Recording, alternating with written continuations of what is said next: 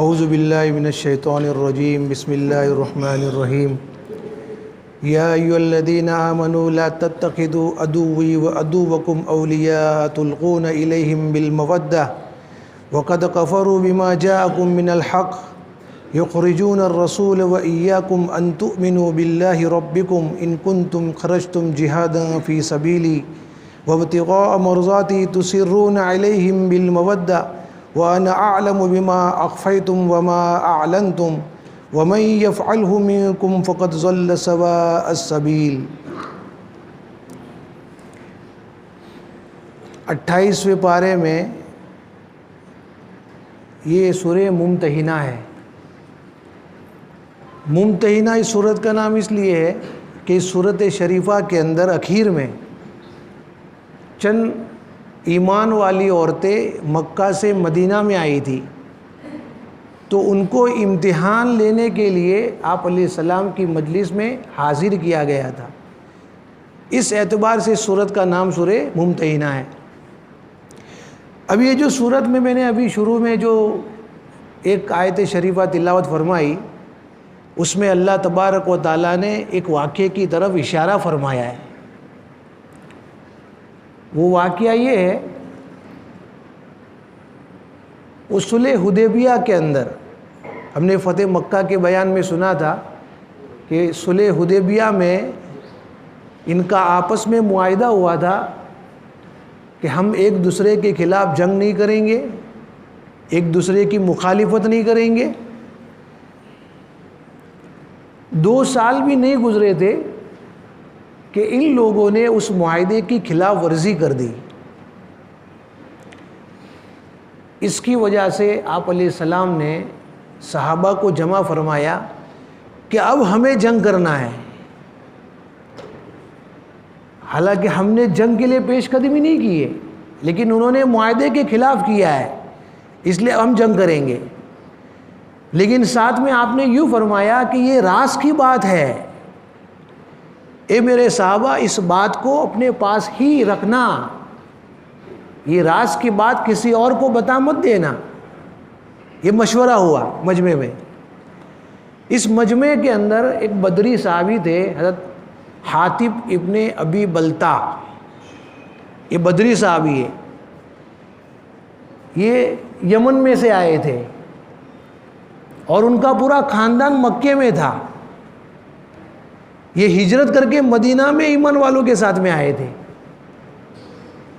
ان کے دل میں ایک بات پیدا ہوئی کہ میرا پورا خاندان مکہ میں ہے اور یہ ایمان والے مدینہ سے حملہ کرنے کے لیے مکہ جائیں گے، تو اس میں کوئی شک نہیں ہے کہ فتح ایمان والوں کی ہوگی۔ لیکن میرے جی میں یہ آ رہا ہے کہ اگر یہ میں راز کی بات مکہ کے سرداروں کو بتا دوں تو اس احسان کی وجہ سے وہ میرے خاندان والوں کی حفاظت کریں گے۔ یہ ان کے دل میں آیا، حضرت حاطب ابن ابی بلتع ان کے دل میں آیا، حالانکہ پکے ایمان والے، لیکن بس دل میں یہ خیال آیا کہ اگر یہ راز کی بات میں سرداروں کو بتا دوں تو اس احسان کی وجہ سے میرے خاندان کی وہ حفاظت کریں گے۔ انہوں نے ایک چٹھی لکھی، پرچی لکھی۔ اچھا، اس زمانے میں ایک سارا نام کی عورت مکہ سے مدینہ آئی تھی، مغنیہ تھی، گانے والی، اس کا پیشہ ہی تھا گانا، ناچنا، بجانا۔ اب وہ مکہ سے مدینہ میں آئی تھی، اتفاق سے مدینہ میں آئی، آپ علیہ السلام سے اس کی ملاقات ہوئی، پوچھا ارے تو یہاں کیسے آ گئی مدینہ میں؟ کیا مکہ کے سارے نوجوان مر گئے؟ تیرا دھندا پانی بند ہو گیا، یہاں کیوں آئی؟ آپ نے خیر خبر پوچھی تو اس عورت نے یوں کہا کہ اللہ کے رسول، جب سے جنگ بدر ہوئی ہے اس کے بعد مکہ مدینہ کے نوجوان سدھر گئے ہیں، میرا گانا سننے کے لیے کوئی آتا ہی نہیں ہے، اس لیے میری مجلس خالی رہتی ہے، مجھے کھانے پینے کے لیے پیسے بھی نہیں ہیں، میں مدینہ میں آپ کے پاس میں اس لیے آئی ہوں تاکہ آپ مجھے کچھ پیسے دے دو۔ آپ علیہ السلام نے صحابہ سے کہا بھائی دے دو، کچھ مدد کر لو، بھائی ایک ضرورت حاجت مند اپنی طرف سے لے کر آئی ہے، دے دو اس کو۔ آپ نے منع نہیں کیا، چل گانے والی ہے، اس کو تو نہیں دینا چاہیے، گناہ کا کام کرتی ہے، وہ جو کچھ کرتی ہے وہ اس کے ذمے ہے۔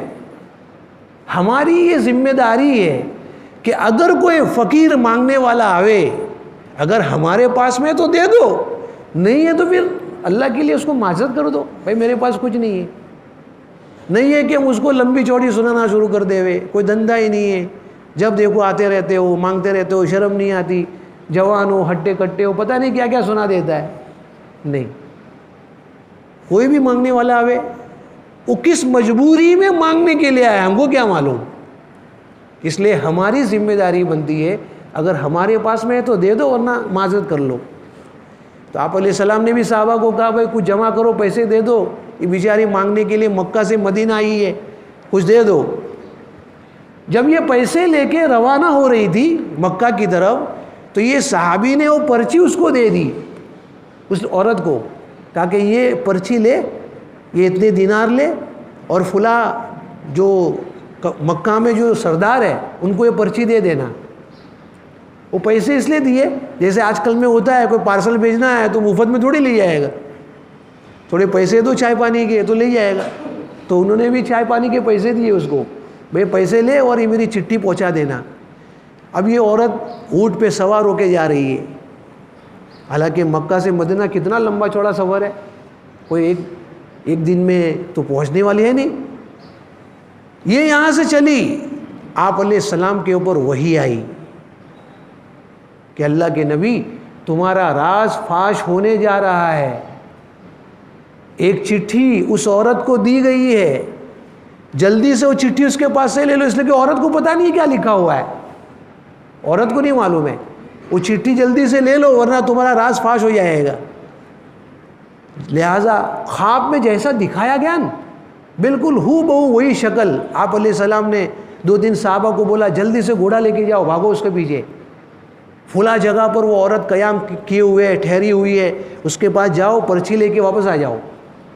چنانچہ لوگ اسی نشانی کے اوپر چلتے چلتے گئے، راستے میں اس عورت کو پکڑا، اور پکڑنے کے بعد کہا وہ پرچی تیرے کو جو دیے وہ دے، کہا میرے پاس کوئی پرچی نہیں ہے۔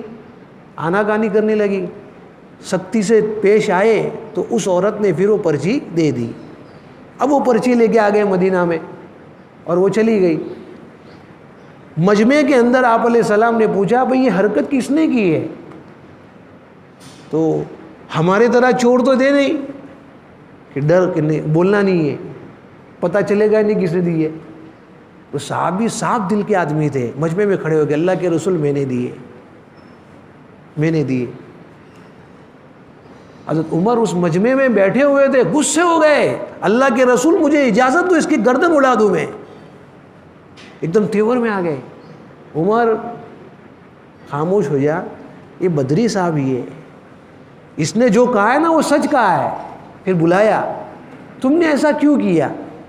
تو انہوں نے کہا کہ اللہ کے رسول میں قسم کھا کے کہتا ہوں مجھے اس بات کا پورا یقین ہے کہ فتح تو ایمان والوں کی ہوگی، لیکن میں نے یہ پرچی اس لیے لکھ کے سرداروں کے پاس بھیجی تاکہ جو ہے اس احسان کی بنا پر اگر کوئی جنگ ہوتی ہے تو وہ اس احسان کی وجہ سے میرے خاندان والوں کی وہ حفاظت کریں۔ آپ نے فرمایا تو نے بالکل صحیح کہا ہے۔ تو اس واقعے کے اوپر یہ آیت اتری کہ اے ایمان والو میرے دشمنوں سے اور تمہارے دشمنوں سے دوستی مت کرو، یہ پوری آیت اتری۔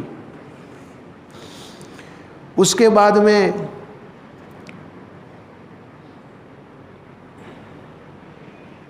وہ صلح حدیبیہ میں ایک شرط یہ بھی تھی کہ مدینہ میں سے کوئی مسلمان اگر بھاگ کے مکہ میں آئے گا ہم ریٹرن نہیں کریں گے، اور مکہ سے کوئی مسلمان بھاگ کے مدینہ میں آئے گا تو آپ کو واپس کرنا پڑے گا۔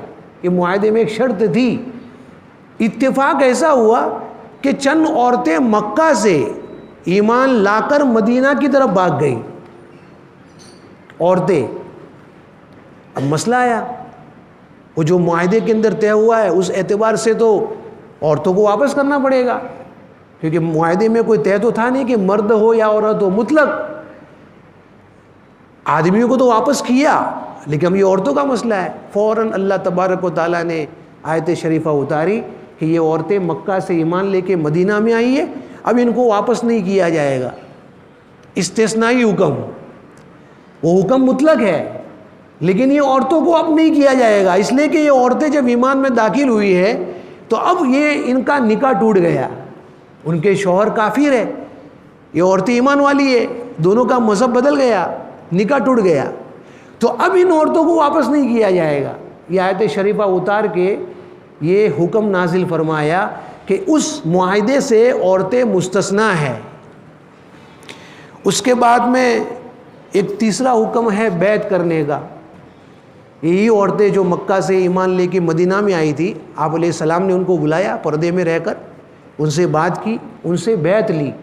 اللہ تبارک و تعالیٰ نے حکم دیا کہ اگر یہ ایمان والی عورتیں آپ سے بیعت ہونا چاہتی ہے تو آپ ان کو بیعت کر لو۔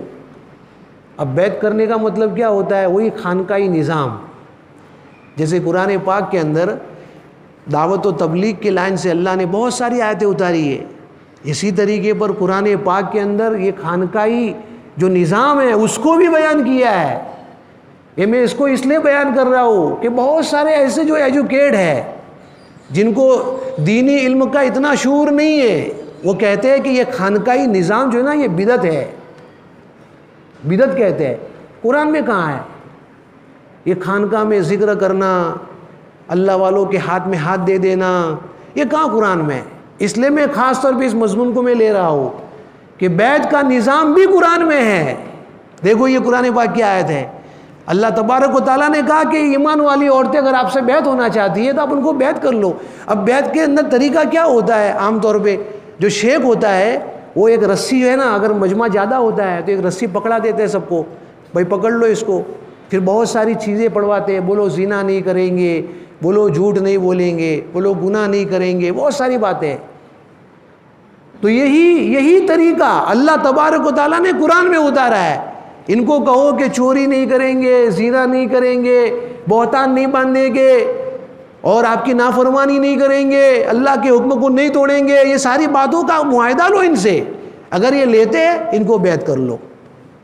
اس سے معلوم یہ ہوا کہ جس طریقے پر ظاہر کا درست کرنا ضروری ہے، اسی طریقے پر باطن کا درست کرنا بھی ضروری ہے۔ اور یہ خانقاہی نظام جو ہے نا یہ باطن کو درست کرنے کا نظام ہے۔ اللہ والے کے ہاتھ میں اپنا ہاتھ دے دینا اور ان کے کہنے کے حساب سے چلنا، اندر کا باطن سنورتا ہے۔ اسی لیے کہتے کہ اگر تم سدھرنا چاہتے ہو تو کسی اللہ والے کے ہاتھ میں اپنا ہاتھ دے دو، اللہ والے بن جاؤں گے۔ بلکہ یوں کہتے ہیں کہ اللہ خود مل جائے گا۔ اللہ والوں کی مجلسوں میں جانا نفع سے خالی نہیں ہے، ان کو دیکھنا، ان کی باتوں کا سننا، ان کے ہاتھ میں ہاتھ دے دینا، ان سے بیعت ہونا بہت بڑی چیز ہے۔ اندر کا باطن بھی سنورتا ہے اور اللہ کی محبت دلوں میں آتی ہے۔ میں آپ کو ایک واقعہ بتاؤں، جگر مراد آبادی سنا ہوگا آپ نے، بہت بڑا مشہور شاعر تھا جگر مراد آبادی، بہت سارے اشعار کی کتابیں لکھی ہے، موٹی موٹی بہت ساری لکھی ہے۔ اس کی زندگی میں لکھا ہوا ہے کہ وہ جب کالج میں پڑھتا تھا نا تو شراب پیتا تھا، شراب کا عادی، بہت شراب پیتا تھا، کالج میں بھی شراب پیتا تھا، یہاں تک کہ جب کسی مشاعرے میں جاتا تھا وہ شعر پڑھنے کے لیے تو وہاں بھی عوام الناس کے سامنے پہلے پیتا تھا پھر شعر پڑھتا تھا۔ اور آپ شعراء کی تاریخ کو پڑھیے، اکثر شعراء کی تاریخ میں یہ ملے گا کہ یہ جو شراب ہے نا یہ ان کا لازم جوز ہے۔ اکثر شعراء، میں دوسرے شعراء کی بات نہیں کروں گا، ابھی یہ بات چل رہی تو میں بتا رہا ہوں۔ ایک مرتبہ یہ جگر مراد آبادی جو ہے وہ ایک مشاعرے میں گیا، شراب کی بوتل ہے وہ جیب میں لے کے گیا تھا۔ جب وہ اسٹیج پہ کھڑا ہو گیا تو وہ پہلے پی رہا ہے پھر شعر پیش کر رہا ہے۔ اتفاق سے اس مشاعرے میں حضرت تھانوی رحمۃ اللہ علیہ کا ایک مرید جس کا نام تھا عبد الحفیظ جونپوری، عبد الحفیظ اس کا نام ہے، وہ بھی اس مشاعرے میں موجود تھا۔ حضرت تھانوی رحمۃ اللہ علیہ کا مرید تھا، وہ بھی شاعر تھا۔ اس کے پاس میں گیا، ارے جگر کچھ تو شرم کر، مشاعرے میں بھی لوگوں کے سامنے شراب. اب تو بوڑھا ہونے آیا, اب تو سدھر جا. تو کیا کہتا ہے, اچھا اس نے عبدالحفیظ جونپوری نے یوں کہا, اللہ سے تو ڈر, کیا تجھے اللہ سے ڈر نہیں لگتا؟ تو اس نے کیا کہا, اللہ سے ڈر تو لگتا ہے مجھے, لیکن کیا کروں کم بخت یہ ظالم میرے زندگی سے چھوٹتی نہیں ہے, بچپن ہی سے پیتا پیتا آ رہا ہو, ڈر تو بہت لگ رہا ہے اللہ سے, لیکن یہ ظالم چھوٹتی نہیں ہے. پھر اس نے کہا اس کے چھوڑنے کا کوئی طریقہ ہے؟ کہ ہاں ہے طریقہ, اس نے یہ تو خانقاہ لائن کا آدمی تھا. ہاں طریقہ ہے. کہ کیا طریقہ ہے؟ کسی اللہ والے کے ہاتھ میں ہاتھ دے دے, کسی اللہ والے کی چوکٹ میں چلا جا, چھوٹ جائے گی. تو اس نے کیا کہا, تیری نظر میں کوئی اللہ والا ہے؟ تو کہا ہاں ہے نا, تھانہ بھون کے اندر یو پی کے اندر ایک قصبہ ہے, وہاں پر ایک بہت بڑے اللہ والے حضرت مولانا اشرف علی تھانوی رحمۃ اللہ علیہ, بہت بڑے اللہ والے ہیں. تو ایک کام کر, چل جاتے اپنے دونوں ساتھ میں.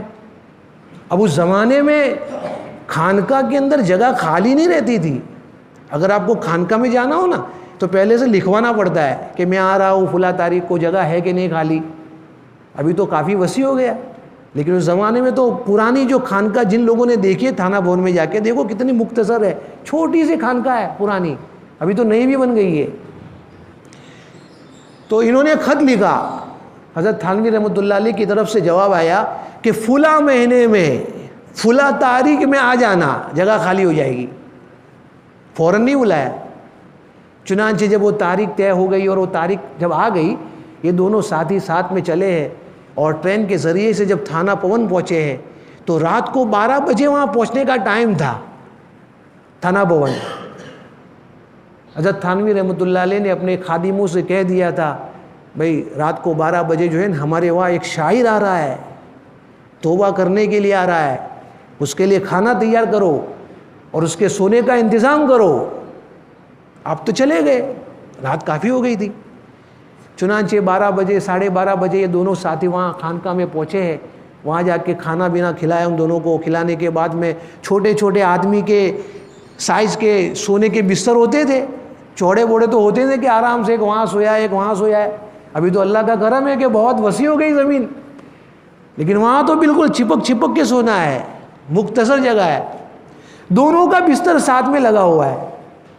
کھانے سے فارغ ہو گئے, بستر بچھایا, بیگ میں سے چادر نکالی تو یہ جگر مراد آبادی نے چادر کے ساتھ میں اندر سے شراب نکالی, شراب کی بوتل ہے. ارے کیا کر رہا ہے؟ ارے اللہ کے بندے, حضرت تھانوی رحمۃ اللہ علیہ کی خانقاہ ہے, یہاں تو اللہ والے آتے ہیں, تجھے سمجھ میں نہیں آتا؟ یہ کون کہہ رہا ہے؟ عبدالحفیظ جونپوری کہہ رہا ہے. تو کیا کہتا ہے, تجھے سمجھ میں نہیں آتا ہے, مجھے تو سمجھ میں آتا ہے, تجھے سمجھ میں نہیں آتا. ابھی تو میں نے اللہ والے کا چہرہ دیکھا نہیں ہے اور ابھی سے تو شراب چھڑانے کی بات کر رہا ہے. 50 سال سے پی رہا ہوں میں, 50 سال سے, ابھی تو یہاں کی اللہ والے کی زیارت بھی نہیں ہوئی ہے اور اس کے پہلے تو میرے کو شراب چھڑا رہا ہے. نہیں چھوٹے گی. دونوں کے آپس میں رک بہت ہوئی, نہیں چھوڑ دے, اچھی نہیں بات ہے, اللہ والے بہت بار سوئے ہوئے ہیں. نہیں. آخر میں یہ طے ہوا, چل رات کو نہیں پیوں گا, صبح میں پیوں گا. دونوں نے آپس میں کمپرومائز کر لیا, رات کو نہیں پیوں گا, صبح میں پیوں گا. اب سو گئے. صبح تہجد کے موقع پہ وہاں تو اللہ والے تھے بڑے والے, حضرت مولانا زکریا صاحب رحمۃ اللہ علیہ, حضرت مولانا الیاس صاحب رحمۃ اللہ علیہ, قاری طیب صاحب رحمۃ اللہ علیہ. اس زمانے میں بڑے بڑے علماء آتے تھے خانقاہ میں. تہجد کے موقع پہ پوری خانقاہ کے اندر رونے کی آواز آ رہی ہے. جگر مراد آبادی کی آنکھ کھل گئی, دیکھا کہ وہ چاروں طرف رونے کی آواز آ رہی ہے. یہ بھی بستر پہ بیٹھ کے رونا شروع. میں کیوں رو رہا ہے؟ میں ماحول بنا ہوا ہے, سارے لوگ رو رہے ہیں, مجھے بھی رونا آ رہا ہے. وہ رونا شروع کر دیا, رو رہا ہے. روتے روتے فجر کا ٹائم ہو گیا, فجر کی اذان ہو گئی.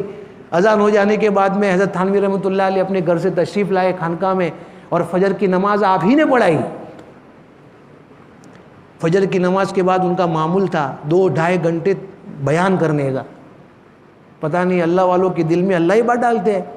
حضرت تھانوی رحمۃ اللہ علیہ نے اس دن جو ہے وَيَسْأَلُونَكَ عَنِ الْخَمْرِ وَالْمَيْسِرِ قرآن پاک کی اسی آیت کے اوپر بیان شروع کر دیا. کتابوں میں لکھا ہے 2.5 گھنٹے تک قرآن پاک کی ایسی تفسیر بیان کی ہے کہ موتیاں جھڑ رہی تھی. اللہ والے تھے. یہ جگر مراد آبادی جو ہے نا, اسی مجلس میں بیٹھا بیٹھا رو رہا ہے, زاروں قطار رو رہا ہے. پھر اس کے بعد میں کیا کہتا ہے, رات کے رونے نے میری صبح کی شراب کو چھڑا دیا, لیکن حضرت تھانوی کے بیان نے میری زندگی کے سارے گناہ چھڑوا دیے. رو رہا ہے, روتے روتے تھانہ بھون سے گیا ہے. حضرت تھانوی رحمۃ اللہ علیہ جیسی شخصیت یوں کہے کہ یہ ولی بن کے تھانہ بھون سے گیا ہے, ولی بن کے, اور اس کی موت ایمان کے ساتھ میں ہوئی ہے. اور جاتے جاتے یوں کہتا تھا, چلو دیکھتے ہیں مجلس جگر کی, چلو دیکھتے ہیں مجلس جگر کی. اس نے کہا کہ کافر مسلمان ہو گیا. یہ کہتا کہتا روتا روتا دنیا سے چلا گیا. یہ واقعہ بیان کرنے کا مقصد کیا ہے؟ اللہ والوں کی تھوڑی سی صحبت سے پتہ نہیں زندگی میں پلٹا آ جاوے. ابھی بہت سارے اللہ والے موجود ہیں, فائدہ اٹھا لو. مفتی احمد خان پوری صاحب رحمۃ اللہ علیہ دامت برکاتہ ہے, حضرت مولانا قمر الزمان صاحب ہے, اور بھی بہت سے اللہ والے ہیں. فائدہ اٹھا لو. بہت سارے اللہ والے دنیا سے چلے گئے. ان کی مجلسوں میں جانے سے بھی فائدہ ہوتا ہے, اور یہ ہمیں پتہ چلا قرآن پاک کی اس آیت سے. اس کے بعد میں سورہ صف شروع ہوتی ہے.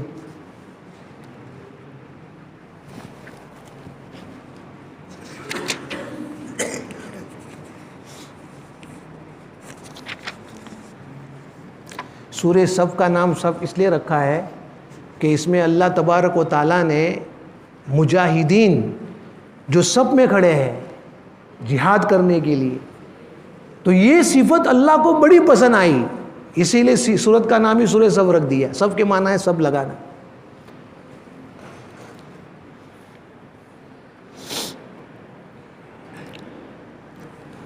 ایک میں اس کے اندر ایک مضمون جو بہت اہم ہے یہ بتایا, کیا تم جانتے ہو کہ نفع والی تجارت کیا ہے؟ عام طور پہ آدمی سوچتا ہے نا کہ میں کوئی ایسا دھندا کروں جس میں مجھے نفع ہی نفع ملے. حالانکہ دنیا میں ایسا کوئی نفع نہیں, ایسا کوئی تجارت نہیں ہے. اس میں نفع نقصان دونوں پہلو ہوتے ہیں. لیکن اللہ فرما رہے ہیں گارنٹیڈ 100% نفع, نقصان کا ایک شائبہ نہیں. وہ کیا ہے؟ یا ایھا الذین آمنوا ہل ادلکم علی تجارۃ تنجیکم من عذاب الیم. تجارت بتاؤ جو 100% نفع بخش. کیا ہے؟ تؤمنون باللہ ورسولہ, ایمان لے آؤ. وتجاہدون فی سبیل اللہ باموالکم وانفسکم, اللہ کے راستے میں جہاد کرو. دو کام کر لو, ایمان لے آؤ اور جہاد کرو. ایمان لے آؤ یہ تو سمجھ میں آتا ہے, لیکن جہاد کرو. آج کے زمانے میں ابھی تو کوئی جنگ ہوتی نہیں ہے, تو پھر جہاد سے کیا مراد ہے؟ تو یوں فرمایا کہ جہاد کا مفہوم بہت عام ہے. ایک جہاد کا مفہوم تو یہ ہے کہ کفاروں سے مقابلہ کرو, جو اصل ہے جہاد کا اصل مفہوم. ایک جہاد کا مفہوم یہ ہے کہ اپنے نفس سے مجاہدہ اور جہاد کرو. نفس کہہ رہا ہے فلاں گناہ کرنا ہے, چھوڑ دے. نفس کہتا ہے آج نماز نہیں پڑھنی ہے, اس کا ساتھ مت دے. تو اپنے نفس کے خلاف کرنا یہ بھی جہاد ہے. معلوم یہ ہوا کہ ایک ایمان لانا اور اللہ کے اوامر کو اپنانا, یہ دو کام آدمی اگر کر لے وے تو یہ نفع والی تجارت ہے. اللہ تبارک و تعالیٰ نے یہ مضمون کو قرآن پاک کے اندر بیان فرمایا ہے. اس کے بعد میں عیسیٰ علیہ السلام کے حواریین کا واقعہ ہے. اس میں تو بہت مختصر ہے, باقی آگے والی پاروں کے اندر اس کی تفصیل آ چکی ہے. ایک مرتبہ عیسیٰ علیہ السلام اپنے حوارین کے ساتھ بیٹھے ہوئے تھے, سارے امامہ باندھے ہوئے, ایک روم کے اندر بیٹھ کے دین کی باتیں کر رہے تھے. اس زمانے میں بت پرستی کا بہت زور تھا. عیسیٰ علیہ السلام جو ہے وہ اللہ کے دین کی تبلیغ کر رہے تھے, اور دین عیسیٰ اس زمانے میں صحیح مذہب تھا. اس بادشاہ کو جب پتہ چلا ہے کہ عیسیٰ علیہ السلام نے میرے خلاف دین ایک نیا وجود میں لایا ہے اور اس کی محنت کر رہا ہے, وارنٹ جاری کر دیا, عیسیٰ جہاں ملے قتل کرو. ایک کمرے میں بیٹھ کے دین کی باتیں کر رہے تھے عیسیٰ علیہ السلام اور ان کے حواریین. بادشاہ کو پتہ چل گیا کہ یہ لوگ فلاں کمرے میں چھپے ہوئے ہیں. ایک لشکر بھیجا کہ جاؤ چاروں طرف سے گھیرو اور عیسیٰ کو پکڑ کے لاؤ اور قتل کرو۔ روایت میں آتا ہے کہ جب یہ چاروں طرف گھیرے میں لے لیا پورے کمرے کو، عیسیٰ علیہ السلام کو بھی پتہ چل گیا کہ ہم پکڑے گئے، اندر ہی بیٹھ کے مشورہ کر رہے، من انصاری اللہ، تم میں سے کون میری اللہ کے لیے مدد کرے گا؟ سب تیار ہو گئے، حضرت میں تیار، حضرت میں تیار، حضرت میں تیار۔ کہا بہت بڑی قربانی ہے، موت بھی آ سکتی ہے، تیار ہے۔ اب وہ باہر پورا مجمع کھڑا ہے، وہ لشکر کھڑا ہے پکڑنے کے لیے کہ عیسیٰ علیہ السلام کو نکالو اندر سے اور پکڑ کے قتل کر ڈالو۔ کتابوں میں لکھا ہے اللہ تبارک و تعالیٰ نے عیسیٰ علیہ السلام کو وہیں سے آسمانوں میں اٹھا لیا، وہیں سے اٹھا لیا۔ ایک روایت میں یہ آتا ہے کہ انہی حواریین میں سے کسی ایک کو عیسیٰ علیہ السلام کی شکل دے دی، ایک روایت میں یہ آتا ہے۔ دوسری ایک روایت میں آتا ہے کہ وہ جو پورا مجمع تھا نا باہر، اس میں ایک پہلوان تھا، وہ پہلوان کو بولا تو اندر جا اور پکڑ کے لے کے، ہم کو آنے کی ضرورت نہیں ہے، سب کو ہم سب باہر کھڑے ہیں تو اندر جا۔ چنانچہ وہ پہلوان اندر گیا تو اللہ تعالیٰ نے اسی پہلوان کو عیسیٰ علیہ السلام کی شکل دے دی، اسی کو دے دی۔ دو روایتیں آتی ہے، ایک تو حوارین کو شکل دے دی اور ایک اس پہلوان کو دے دی۔ بہرحال جو بھی ہو، اصلی بات یہ ہے کہ عیسیٰ علیہ السلام کو اللہ نے آسمانوں میں اٹھا لیا زندہ۔ اب یہ جو ہے پہلوان تھا وہ عیسیٰ علیہ السلام کی شکل میں تھا، دوسرے کہا بھائی کیوں، کوئی اندر سے کوئی آ ہی نہیں رہا ہے۔ اندر جا کے دیکھا تو وہ پہلوان تو نظر آتا ہی نہیں ہے، لیکن عیسیٰ علیہ السلام نظر آ گئے، پکڑو، لے گئے، پکڑ کے صلیب میں کھڑا کیا اور قتل کر دیا۔ وہ جو کیتھولک لوگ جو لگاتے ہیں نا، صلیب لگاتے ہیں، آپ دیکھنا اس میں ایک آدمی کی شکل ہوتی ہے ایسے اندر لگا ہوئی، وہ یوں سمجھتے ہیں کہ یہ عیسیٰ علیہ السلام ہے، حالانکہ عیسیٰ علیہ السلام نہیں ہے۔ تو اللہ تبارک و تعالیٰ نے اس واقعے کو مختصر یہاں بیان فرمایا ہے کہ اللہ کا نام لے کے کھڑے ہوئے تو اللہ نے ناممکن اور خطرے کی جگہ میں سے حفاظت کے وعدے کر کے دکھایا اور حفاظت کر کے دکھایا۔ تو یہ مضمون بھی سورت کے اندر اللہ تبارک و تعالیٰ نے مختصر بیان فرمایا ہے۔ اس کے بعد میں سورہ جمعہ ہے۔ سورہ جمعہ کا نام جمعہ اس لیے ہے کہ اس میں جمعہ کے تعلق سے کچھ مسائل بیان فرمائے ہیں۔ میں وہ مسائل بیان نہیں کروں گا اس لیے کہ بہت لمبا ہو جائے گا، عام طور پہ ہم سب کو معلوم بھی ہوتے ہیں، اور اگر نہیں معلوم ہے تو ہم جو ہے نا تفسیر کی کتابوں میں اس کو پڑھ لے ہوئے، کیونکہ مسئلے مسائل بیان کرنے جائیں گے تو لمبا وقت ہو جائے گا۔ البتہ اس میں ایک واقعہ بیان کیا ہے جو ہمارے لیے ہماری عبرت کے لیے۔ ایک مرتبہ آپ علیہ السلام جو ہے ممبر پہ کھڑے ہو کے جمعہ کا خطبہ دے رہے تھے۔ اچھا، اس زمانے میں مدینہ کے اندر جیسے ہمارے وہاں مارکیٹ روزانہ لگتا ہے، صبح میں جاؤ کچھ بھی لے کے آ جاؤ، مدینہ میں ایسا نہیں تھا۔ باہر سے قافلے آتے تھے، ہفتے میں ایک مرتبہ، پورے ہفتے کا جو بھی سامان خریدنا ہو خرید لو، پھر پورے ہفتے میں کچھ ملے گا نہیں۔ تو یہ صحابہ جو نا اس زمانے میں مدینہ کے اندر آپ علیہ السلام ممبر پہ کھڑے ہو کے خطبہ دے رہے، اسی وقت ایک قافلہ آیا، تجارتی قافلہ۔ صحابہ نے دیکھا کہ تجارتی سامان لینے کے وہ سب آ گئے، تاجر لوگ بیچنے کے لیے، پورا مجمع مسجد سے نکل کے چلا گیا، 7 یا 8 افراد باقی رہ گئے، باقی پوری مسجد خالی۔ اب یہاں پر ایک پوائنٹ کی بات، یہ صحابہ جو یہاں سے چلے گئے، کسی کے دل میں یہ آئے گا کہ ان کے دل میں آپ علیہ السلام کی وقت نہیں ہے؟ نہیں، وقت ہے، جان نثار صحابہ ہے، لیکن یہ جو بھاگے تھے نا وہ انسانی فطرت کی وجہ سے بھاگے تھے۔ اگر ہم خطبہ سن کے جائیں گے اتنی دیر میں تو سب خلاص ہو جائے گا، جو سامان بیچنے آئے دوسرے لوگ خرید لیں گے تو ہم کو کچھ ملے گا ہی نہیں، پورا ہفتہ بھوکا رہنا پڑے گا، یہ سمجھ کے وہ چلے گئے تھے۔ اور آپ علیہ السلام ممبر پہ کھڑے کھڑے خطبہ دے رہے، اسی وقت اللہ تبارک و تعالیٰ نے آیت شریفہ اتاری، یا ایھا الذین آمنوا وَإِذَا رَأَوْا تِجَارَةً أَوْ لَهْوًا انفضوا إِلَيْهَا وَتَرَكُوكَ قَائِمًا۔ آپ کو ایسے ہی چھوڑ کے چلے گئے، سب ڈانٹا کہ ایسا نہیں کرنا چاہیے، تمہارا ایمان ہے کہ اللہ ہم کو کھلاتا ہے تو تم کو یہ مجلس چھوڑ کے نہیں جانا چاہیے۔ لیکن انسان کی فطرت کبھی کبھی غالب آ جاتی ہے، حالانکہ انسان کے دل میں ہوتی ہے عظمت، لیکن کبھی اس کی فطرت غالب آ جاتی ہے کہ نہیں ملے گا، تو اس لیے چلے گئے۔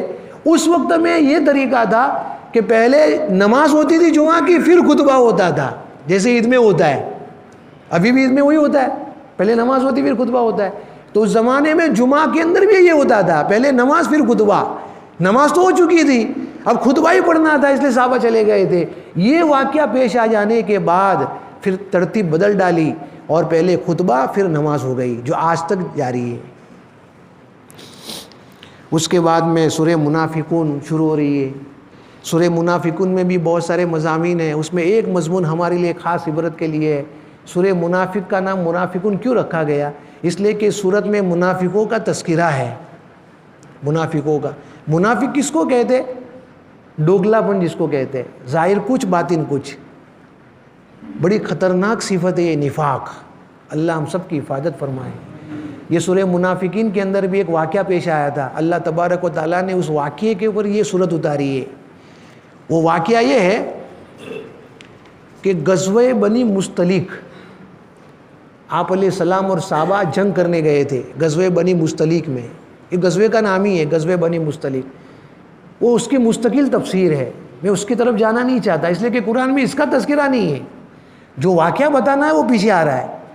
وہاں سے واپس آئے, لمبا چوڑا سفر تھا, تو وہاں سے جنگ کر کے واپس آ رہے تھے. راستے میں ایک کنواں ملا جس کا نام ہے موریسی. موریسی بھی کہتے ہیں, مریسی بھی کہتے ہیں اس کو. ایک کنواں تھا. آپ علیہ السلام نے سوچا کہ بھئی سب لوگ تھکے ہوئے, چلو یہی قیام کرتے, پھر جائیں گے آرام سے آگے گھر پہ. سارے صحابہ کو بولا یہی قیام کرو. اس مجمع میں منافق لوگ بھی تھے. میں نے آپ کو اس کے پہلے ہی بتایا تھا کہ منافق کو جب پتہ چل جاتا تھا کہ کسی جنگ میں جائیں گے تو وہاں فتح ہونا پکا ہے, تو یہ لوگ بھی ساتھ میں ہو جاتے تھے. اور جہاں ان کو پتہ چلے کہ یہاں تو مار پڑنے والی ہے تو آتے نہیں تھے, کچھ بہانہ کر کے بیٹھ جاتے تھے. تو اس جنگ میں یہ لوگ بھی شریک تھے. اب وہ کنویں کے پاس میں سارے صحابہ, مہاجرین صحابہ بھی ہے, انصار صحابی سب بیٹھے ہوئے ہیں. اتفاق سے ایک انصاری صحابی اور ایک مہاجر صحابی دونوں پانی بھرنے گئے کنویں کے اوپر. اب وہ پانی بھرنے میں دونوں کے آپس میں کچھ تو میں ہو گئی, تھوڑا جھگڑا ہو گیا. اب وہ جھگڑا کیا ہوا ہے اس کا تذکرہ تفسیر کی کتابوں میں بھی نہیں ملتا ہے. بس ایک فطری بات سمجھ لو کہ پانی بھرنے میں مجھے پہلے بھرنے دے, نہیں مجھے پہلے بھرنے, ایسا کوئی مسئلہ ہوگا, اس لیے اس کو بیان نہیں کیا ہے. دونوں کا جھگڑا ہو گیا تو پھر انصاری صحابی نے اپنے انصاری صحابہ کو پکارا, وہ انصاری صحابہ ادھر آؤ, یہ دیکھو میرے ساتھ میں دیکھو کیا کر رہا ہے. وہ مہاجر صحابی نے پکارا ہے, مہاجر صحابہ ادھر آ جاؤ, یہ دیکھو میرے ساتھ میں کیا کر رہا ہے.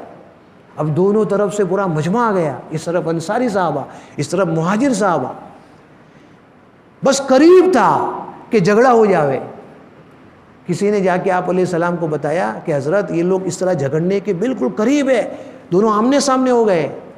آپ علیہ السلام فوراً وہاں تشریف لے گئے, دونوں مجموع کے سامنے آپ نے تقریر کی اور کہا کہ یہ جاہلیت کی کیسی تم ترتیبیں کر رہے ہو, یہ جہالت جیسا کام کیسے کر رہے ہو. آپ نے پوری تقریر کی وہاں, اور تقریر کر کے دونوں کو سمجھایا تم دونوں بھائی بھائی ہو, آپس میں اس طرح جھگڑ رہے ہو, اگر تم اس طرح جھگڑو گے تو یہ دین کا کام ہوگا کیسے. چنانچہ آپ نے سمجھا بجھا کے وہ معاملہ دفع کر دیا. انصاری صحابہ اپنے خیمے میں چلے گئے, مہاجر صحابہ اپنے خیمے میں چلے گئے. اب انصاری جو صحابہ تھے وہ تو مدینہ والے تھے, تو وہاں پر یہ منافق لوگ بھی تھے کیونکہ منافق مدینہ میں زیادہ تھے. اس میں عبداللہ ابن ابی یہ بھی تھا. جب اس کو پتہ چلا کہ ان لوگوں نے ہمارے آدمیوں کے ساتھ میں ایسا برتاؤ کیا تو وہ سارے لوگوں کو جمع کیا اس نے, اور جمع کرنے کے بعد میں مہاجرین صحابہ کی بہت برائی کی, اور یوں کہا کہ تم جو ہے اپنے طرف سے ان کو کھلاتے پلا کے موٹا کیا, اور موٹا کرنے کے بعد دیکھو نتیجہ دیکھا کیا ہوا. آج تمہارے سامنے ہوئے, جس کو کھلایا پلایا وہی تمہارے سامنے ہوئے. اس لیے کہتا ہوں دھیان رکھو, بھی دماغ میں رکھو. اب جب گھر پہ جائیں گے نا مدینہ میں تو عزت والے ذلت والوں کو نکالیں گے. یہ عبداللہ ابن منافق نے کہا, مہاجر صحابہ کی برائی کی اور ساتھ میں کیا سب کو عزائم کروائے, مدینہ جائیں گے نا یہ مہاجر صحابہ کو نکالو, ہماری روٹی پہ پلتے اور ہمارے سامنے ہوتے. اب اس مجمع کے اندر ایک چھوٹے سے صحابی حضرت زید ابن ارقم بیٹھے ہوئے تھے, چھوٹے بچے تھے. انہوں نے سن لیا. اس نے عبداللہ ابن ابی سے کہا کہ میں ابھی حضور پاک علیہ السلام کو جا کے سب کہہ دیتا ہوں, تو نے ایسا بولا ہے نا, میں جا کے بولتا ہوں. اب یہ چھوٹے بچے, وہ تو بڑا آدمی, سردار, رئیس المنافق, کہا نہیں نہیں میں تو ایسے مذاق کر رہا تھا, بولنا مت, یہ تو میں ایسے نہیں نہیں تو نے ایسا سچی میں کہا ہے, میں بولوں گا جا کے. اب یہ صحابی جو ہے, چھوٹے صحابی زید ابن ارقم, وہ آپ علیہ السلام کے پاس گئے اور جا کے پورا ماجرا سنا دیا. آپ علیہ السلام بہت غصے ہوئے, بہت غصے ہوئے. کتابوں میں لکھا ہے کہ بغیر کسی مجاز کے, بغیر خلاف قیاس, پورے مجمع کو اٹھایا, چلو پوری رات, پورا دن, پوری رات, دوسرے دن تک سب کو چلاتے رہے خلاف معمول. اتنا لمبا سفر کسی کو کبھی نہیں کروایا. یہ کیوں کروایا؟ کہ لوگوں کے ذہنوں میں چرچا ہونے لگی تھی اس کے بارے میں. حضرت زید ابن ارقم چھوٹے صحابی تھے, آپ علیہ السلام کو جا کے کہا تو دوسرے صحابہ نے بھی سنا, تو کہا کہ تیرے کو شرم نہیں آتی, اتنا چھوٹا بچہ ہو کے بڑے کی تو برائی کرتا ہے. یعنی لوگ ان کو بھی ڈانٹنے لگے. تو یہ بھی رونے لگے کہ میں نے تو سچی بات کہی ہے, پھر بھی لوگ میرے کو ڈانٹ رہے ہیں. اب ایک طرف یہ لوگ اس کی برائی, ایک طرف یہ برائی, آپس میں چرچا شروع ہو گئی. تو آپ علیہ السلام نے سوچا کہ اگر یہاں بیٹھے رہیں گے تو یہ لمبی ہو جائے گی, اس لیے خلاف معمول سب کو لمبا سفر کروایا. چلاتے رہے, چلو چلو چلو. یہ چھوٹے سے صحابی حضرت زید ابن ارقم جو ہے, وہ کہتے کہ میں سچا ہوں اور یہ لوگ سب مجھ کو ڈانٹ رہے ہیں. بلکہ جب گھوڑے پہ بیٹھ کے جا رہے تھے تو سب گر کے دیکھ رہے, تیری وجہ سے ایسا ہوا, تیری وجہ سے ایسا ہوا, کیوں بولا ایسا. سارا مجمع ان کی طرف دیکھ رہے, ان کو گر رہا ہے, یہ بیچارے رو رہے ہیں. ارے میں سچا ہوں, مجھے اللہ کی ذات پہ بھروسہ ہے, میرے بارے میں کوئی ہاتھ اتاریں گے. اب یہ سوار ہے, یہ زید ابن ارقم فرماتے ہیں کہ میں کبھی آپ علیہ السلام کے آگے جاتا تھا, کبھی دائیں کبھی بائیں. آپ کے چہرے کو میں دیکھتا تھا کہ کوئی وحی کے آثار نظر آ رہے کہ نہیں آ رہے. کافی لمبے سفر کے بعد میں آپ علیہ السلام پر وحی اترنا شروع ہو گیا. میں سمجھ گیا کہ میرے بارے میں کوئی اللہ نے حکم اتارا ہے. چنانچہ اللہ تبارک و تعالیٰ نے سورہ منافق کو جو ہے نا اسی واقعے کے بھی اتارا ہے. کہا کہ بیٹے تیرے لیے خوشخبری ہو کہ اللہ نے تیری برات کا اعلان کر دیا ہے. تو اس واقعے کے اوپر اللہ تبارک و تعالیٰ نے یہ آیت, یہ پوری صورت اتاری ہے. اس سے ایک چیز ہماری عبرت کے لیے یہ ہے کہ اپنی قوم کو آپس میں کبھی لڑوانا نہیں چاہیے, ایک بات. دوسری بات, اپنے دل کی بھڑاس نکالنے کے لیے, اپنی دشمنی نکالنے کے لیے غلط سلط بات ایک دوسرے کو نہیں کہنی چاہیے. جیسے اس مجمع کے اندر یہ عبداللہ ابن ابی جو ہے نا, وہ تو چاہتا ہی تھا کہ مدینہ میں جھگڑا کرواؤ, اب ایک دوسرے کو جھگڑے کروانے کی باتیں کر رہا ہے. ایسی باتیں ہمیں نہیں کرنی چاہیے, ورنہ اس سے ہے نا امت کا جو اجتماع ہے, اتحاد اور اتفاق ہے, وہ ٹوٹ جاتا ہے. اور اس کے بعد میں پھر جو ہم کو بھگتنا پڑے گا تاریخ گواہ ہے. اس لیے ہم سب کو چاہیے ہم سب گاؤں میں ایک بھائی بن کے رہے. اگر ہمیں اپنے بھائی کے بارے میں کوئی غلط بات سننے ملی, ہم اس کی تعویل کر دے ہوئے, شاید وہ کسی اور کے بارے میں کہا ہوگا, شاید اس نے کچھ اور سمجھا ہوگا, تعویل کر کے بات کو دفعہ کر دے ہوئے اگر اسی بات کو لے کے بیٹھیں گے, اس کو دوسرے کے سامنے, اس کو تیسرے کے سامنے, پورے گاؤں کے اندر ہنگامہ ہو جائے گا اور پھر فرقہ پرستی اس کے اندر شروع ہو جائے گی اور پورے گاؤں میں آپس میں ایک دوسرے کے دشمن بن جائیں گے. اس لیے ہم کو چاہیے کہ ہم اتحاد اور اتفاق کے ساتھ میں رہے. کوئی ایسی بات ہمارے سامنے آوے تو اس کے سامنے جا کے خلاصہ کر لے وے. اگر واقعی میں اس کی غلطی ہے اور سامنے والا اقرار کر رہا ہے تو معافی مانگ لے وے. معافی مانگنے سے آدمی چھوٹا نہیں ہوتا.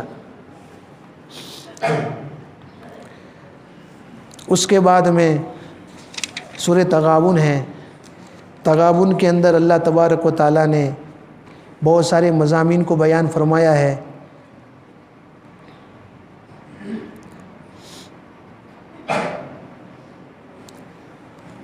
آخرت کے بارے میں, حساب و کتاب کے بارے میں, جنت جہنم کے بارے میں, ایسے مضامین جو بہت ساری صورتوں میں آتے ہیں.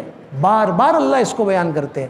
اور اس کی وجہ میں نے آپ کو بتائی تھی اس کے پہلے کہ اللہ تعالیٰ آخرت کو, معاد کو, دوبارہ زندہ ہونے کو, جنت اور جہنم کو بار بار کیوں بیان کرتے ہیں؟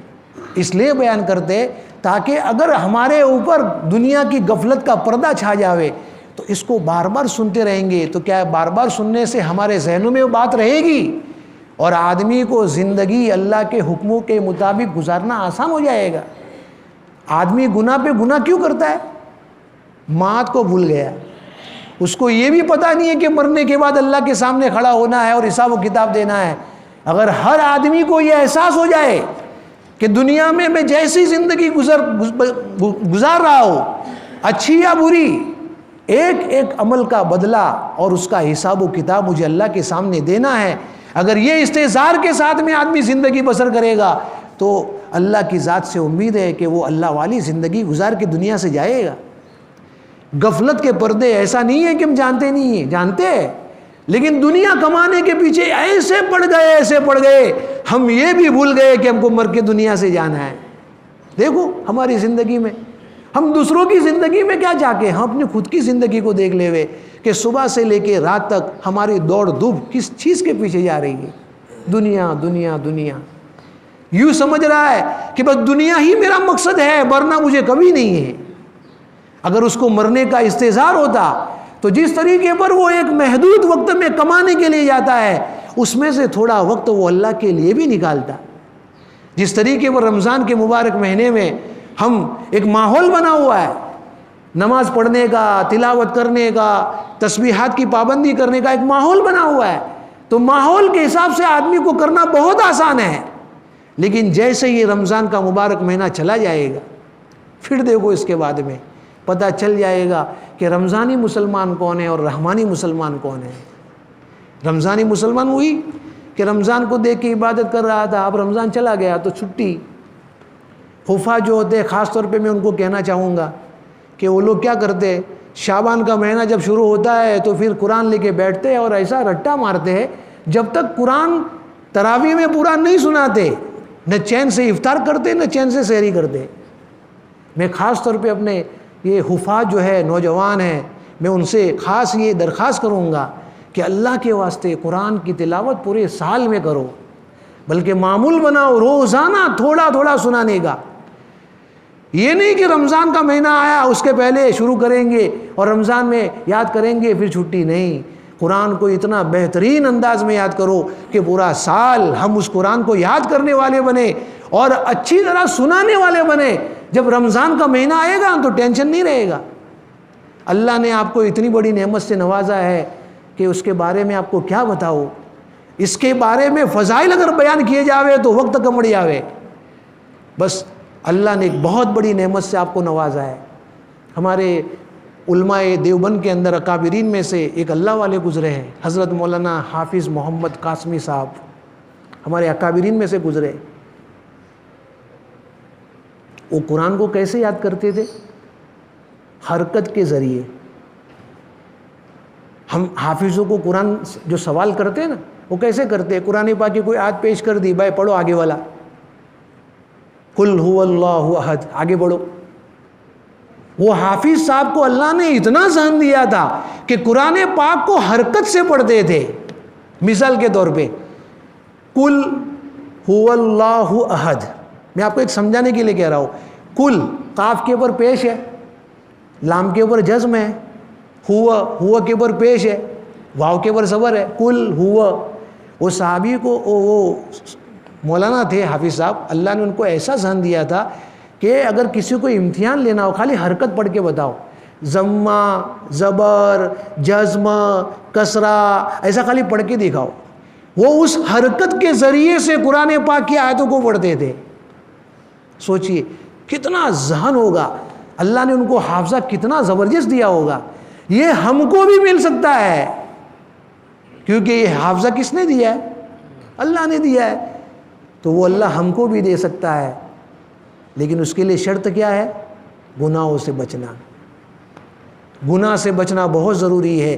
جو آدمی گناہوں سے بچتا ہے اللہ اس کے ذہن کو اتنا تیز کرتے ہیں کہ جو پڑھا ہے وہ بھی یاد رہتا ہے اور جو نہیں پڑھا اللہ وہ بھی سکھا دیتا ہے۔ اس لیے رمضان کا مبارک مہینہ چل رہا ہے، یہ آخری سورہ تغابن تھی، اس کے اندر معاد کو اور باس بعد الموت کو، حساب و کتاب کو، یہ مضامین کو بیان فرمایا ہے۔ تو میں نے آپ کو اس کے پہلے ہی بتایا تھا کہ چونکہ غفلت کا پردہ ہوتا ہے، اس لیے اللہ بار بار، اور ایک قاعدہ ہے کہ جو چیز کسی کو بار بار بتائی جائے، بار بار بتائی جاوے تو ذہن میں بیٹھ جاتی ہے۔ تو اس سے ہمیں یہ عبرت حاصل کرنی ہے کہ دنیا میں ہم اللہ کے بندے بن کے رہے اور دنیا سے جب جائے تو اللہ کے بندے بن کے جائے۔ اللہ کے بندے کیسے بن کے جائے؟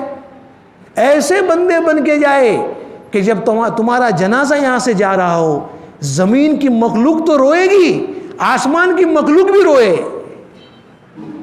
ایسے ایمان والے بن کے جاؤ اور ایسے اعمال کر کے دنیا سے جاؤ کہ جس زمین کے ٹکڑے پر تم عبادت کرتے تھے وہ زمین کا ٹکڑا تمہاری جدائی پہ روئے گا، آسمان کا وہ حصہ جہاں سے تمہارے اعمال اوپر جاتے ہیں وہ آسمان کا ٹکڑا تمہاری جدائی پہ روئے گا۔